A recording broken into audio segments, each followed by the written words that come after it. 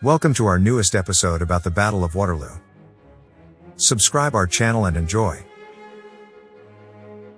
In the rolling hills of Belgium, where the verdant fields stretch out as far as the eye can see, a great battle was fought that would forever etch itself into the annals of history. The Battle of Waterloo, as it would come to be known, was born out of a confluence of events that began long before the fateful day of June 18, 1815. Napoleon Bonaparte, the erstwhile Emperor of France, had been exiled to the island of Elba after his disastrous campaign in Russia. But even in exile, his ambition burned bright, and he longed to reclaim his former glory. In March of 1815, he made his daring escape and returned to France, gathering supporters as he went. The news of his return sent shockwaves throughout Europe, and the other powers soon banded together to stop him. The British, led by the Duke of Wellington, and the Prussians, led by General Blücher, formed an alliance against Napoleon.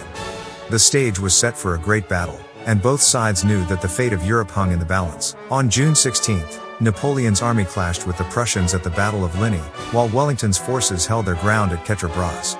The two battles were bloody and hard fought, but in the end, Napoleon emerged victorious at Ligny and the British were forced to retreat from Quatre Bras. The next day, the two sides met on the fields of Waterloo. The sun blazed down on the armies as they faced each other, the tension palpable in the air. The battle began in earnest, with both sides launching brutal attacks against each other. The British held their ground, even as the French charged again and again, and the Prussians arrived just in time to tip the balance in favor of the Allies. In the end, Napoleon was defeated, and his dream of reclaiming France's former glory was shattered. The Battle of Waterloo marked the end of an era and the beginning of a new one. It was a momentous occasion that would be remembered for generations to come, a testament to the courage and determination of those who fought and died on the fields of Belgium. On one side of the field stood the mighty army of Napoleon Bonaparte, his soldiers clad in blue and gold, their weapons gleaming in the sunlight. On the other side stood the forces of the Allied coalition, a motley crew of British, Dutch, and German troops under the command of the Duke of Wellington. Their uniforms were drab and worn, but their determination was palpable. As the two sides faced off, a hush fell over the battlefield. The soldiers tensed, their eyes fixed on their opponents. The only sound was the rustle of the wind through the grass, and the distant murmur of commands being shouted. And then, with a roar, the battle began. The French charged forward, their swords flashing in the sun. The Allies held their ground, their muskets barking in response. The air was thick with smoke and the sound of gunfire, the ground shaking beneath the feet of the combatants. For hours, the battle raged on. The French pushed forward, driving the Allies back, but the Duke of Wellington refused to break. His troops held their ground, firing volley after volley into the advancing enemy ranks. As the day wore on, the tide began to turn. The Allies were reinforced by the arrival of Dutch and German troops, and the French began to falter. The Duke of Wellington seized the opportunity, launching a fierce counterattack that drove the French back. And then, in a moment that would be remembered for generations to come, the Prussians arrived on the field. Led by General Blücher, they charged into the fray, their cannons blasting the French lines. The momentum of the battle shifted decisively in favor of the Allies, and the French were forced to retreat. As the smoke cleared and the sound of battle faded away, the true cost of the conflict became apparent. The field was littered with the dead and dying, their blood staining the grass red. It was a scene of devastation, a testament to the terrible toll that war exacts on those who fight it. But amidst the carnage, there was also a sense of triumph. The Battle of Waterloo was a turning point in European history, the moment when the tide began to turn against the ambitious dreams of Napoleon Bonaparte.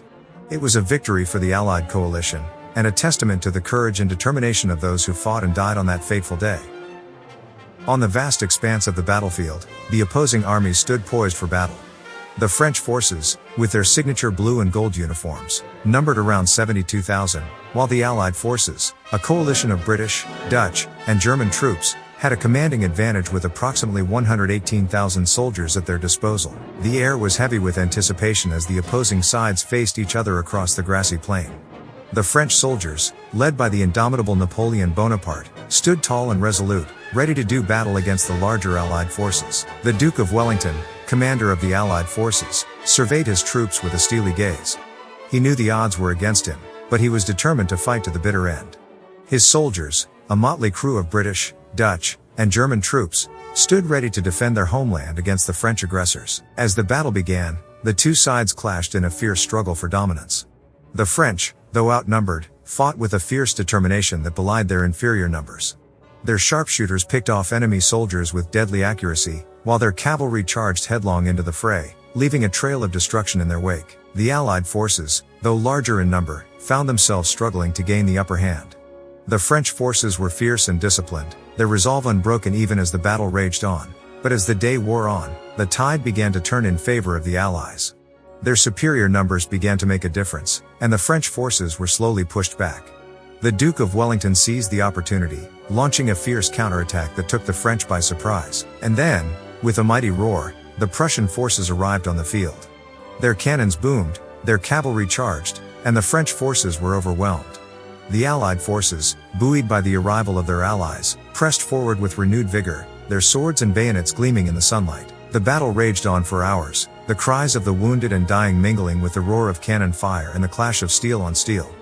But in the end, it was the Allied forces who emerged victorious. The French forces were defeated, their dreams of conquest shattered on the battlefield. As the sun began to set on the bloody field, the true cost of the conflict became apparent. The ground was littered with the dead and dying, their faces twisted in agony. It was a scene of devastation, a testament to the brutal nature of war. But amidst the carnage, there was also a sense of triumph. The Battle of Waterloo had been won, and the Allied forces had emerged victorious against overwhelming odds. It was a victory that would be celebrated for generations to come, a testament to the courage and determination of those who fought and died on that fateful day. The Battle of Waterloo was a brutal and bloody conflict, often considered one of the bloodiest battles in history. The carnage was overwhelming, with estimates of around 50,000 casualties on both sides. The once peaceful landscape was transformed into a gruesome scene of death and destruction, as the fallen soldiers lay strewn across the battlefield. The wounded groaned in agony, their cries mixing with the sounds of horses whinnying and cannons firing in the distance. Medics struggled to tend to the wounded, their efforts often in vain as they were overwhelmed by the sheer number of casualties. As the battle raged on, the casualties continued to mount. Bodies piled up, their blood seeping into the earth, turning the grass red with the blood of fallen soldiers. But the soldiers pressed on, fighting with a fierce determination that belied the horrors of the battlefield. They fought for their countries, for their families, and for their beliefs, their spirits unbroken even in the face of such overwhelming carnage. In the end, the Battle of Waterloo left a lasting impression on history. It was a stark reminder of the horrors of war, and of the toll it takes on those who fight and die on the battlefield. But it was also a testament to the bravery and courage of those who stood and fought, even in the face of overwhelming odds. Their sacrifice would never be forgotten, and their legacy would live on for generations to come. The Allied troops had the strategic advantage of positioning themselves on a ridge overlooking the battlefield. From this elevated position, they could survey the entire expanse of the battlefield, watching as the French forces made their advance. The ridge gave the Allied forces a tactical advantage, allowing them to launch their attacks from above and giving them a clear line of sight over the battlefield. It was a crucial advantage that would prove decisive in the outcome of the battle. As the French forces advanced, the Allied troops remained steadfast, waiting for the right moment to launch their attack. They knew that their position on the ridge was critical to their success, and they were determined to use it to their advantage. And when the time came, they did just that. With a fierce cry, they charged down the slope, their swords and bayonets flashing in the sunlight. The French forces were caught off guard, their ranks broken by the sudden onslaught. The Allied forces fought with a renewed vigor, their spirits lifted by their strategic advantage. They pushed forward with relentless force, driving the French forces back and taking control of the battlefield. It was a moment of triumph, a testament to the power of strategic thinking in the midst of battle. The Allied forces had used their position on the ridge to their advantage, turning the tide of the battle and securing their victory. It was a lesson that would be remembered for generations to come, a testament to the power of strategic thinking in even the most dire of circumstances. The days leading up to the Battle of Waterloo were marked by heavy rains that turned the once pristine battlefield into a muddy quagmire. The rain had soaked through the soil, turning it into a slippery and treacherous mess, making movement difficult and slowing the progress of troops. As the soldiers trudged through the mud, their boots sinking deep into the mire with every step, they struggled to maintain their footing. The rain continued to pour down, adding to the misery of the already exhausted troops. The mud was a formidable enemy in its own right, making it almost impossible to move heavy artillery and equipment across the battlefield.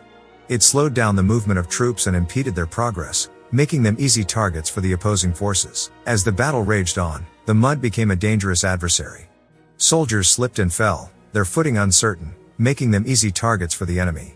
The mud also muddied the battlefield, making it difficult to distinguish friend from foe. Despite these challenges, the soldiers persevered, fighting on through the mud and the rain, determined to emerge victorious. They charged through the mire, their boots sinking deep into the mud with every step, their spirits undaunted by the difficult terrain. In the end, the muddy battlefield would become a defining characteristic of the Battle of Waterloo. It was a testament to the challenges that soldiers faced, and a reminder of the difficult conditions under which they fought. But it was also a testament to their resilience and determination, as they fought on through the rain and the mud, never losing sight of their goal. The Battle of Waterloo was a dramatic and tumultuous conflict, marked by several defining moments that would go down in history. One such moment was the charge of the British heavy cavalry, which would come to be known as the charge of the Light Brigade. With a thunderous roar, the cavalry charged down the slope, their horses galloping at full speed, their lances glinting in the sunlight. It was a dramatic moment, as the cavalry charged into the heart of the French forces, their blades slashing and thrusting. The charge was a daring move, one that would require immense courage and bravery from the soldiers. But they were undaunted, their spirits lifted by the knowledge that they were fighting for their country and their people. Another dramatic moment was the defense of the farmhouse at Hougoumont by the British and German forces. The farmhouse was a strategic stronghold, one that had to be defended at all costs if the Allied forces were to have any chance of victory. The battle for Hougoumont was fierce and intense, with the defenders fighting tooth and nail to hold their ground. The French forces launched wave after wave of attacks, but the defenders held firm, their determination unbreakable. The farmhouse became a symbol of the Allied forces' resolve and strength, a testament to their ability to withstand the might of the French forces. And when the battle was over, the defenders emerged victorious, having repelled the French attacks and secured their place in history. These moments, and many others like them, would go on to define the Battle of Waterloo. They were moments of bravery and determination, of strength and resilience, of the triumph of the human spirit in the face of adversity. And they would never be forgotten, immortalized in the annals of history as a testament to the power of the human will. The Battle of Waterloo was not just a historic moment in the annals of warfare, it was also a turning point in military tactics and strategy. The battle had a profound impact on the way that commanders approached warfare, and it influenced the course of military history for decades to come. Many military leaders studied the battle in detail, analyzing the strategies and tactics employed by both sides. They studied the movements of troops, the positioning of artillery, and the use of cavalry and infantry. They examined the decisions made by commanders, analyzing both their successes and their failures. They studied the effectiveness of defensive positions and the importance of terrain. They learned from the lessons of the battle, adapting their own strategies and tactics to incorporate the new knowledge that had been gained. The Battle of Waterloo also had a significant impact on the development of military technology. The use of artillery and the importance of accurate range-finding techniques were just a few of the lessons that were learned from the battle. In the years that followed, the lessons of the Battle of Waterloo would be incorporated into military doctrine and strategy, helping to shape the future of warfare. The battle was a defining moment in the history of military tactics and strategy, and it remains a source of inspiration and study for military leaders to this day. The Battle of Waterloo was a turning point in the history of Europe, and it marked the end of the Napoleonic era. The French army's defeat on the battlefield left them in disarray, with many soldiers killed, wounded, or taken prisoner. Napoleon himself was forced to abdicate just a few days after the battle, bringing an end to his reign in the era that had been defined by his leadership. The defeat at Waterloo was a crushing blow to Napoleon's ambitions and marked the end of his dreams of empire. The impact of the battle was felt far beyond the borders of Europe.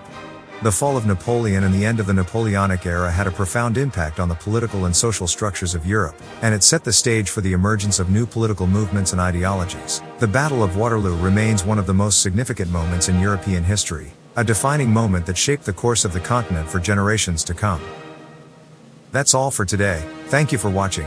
Subscribe our channel and see you in next episodes.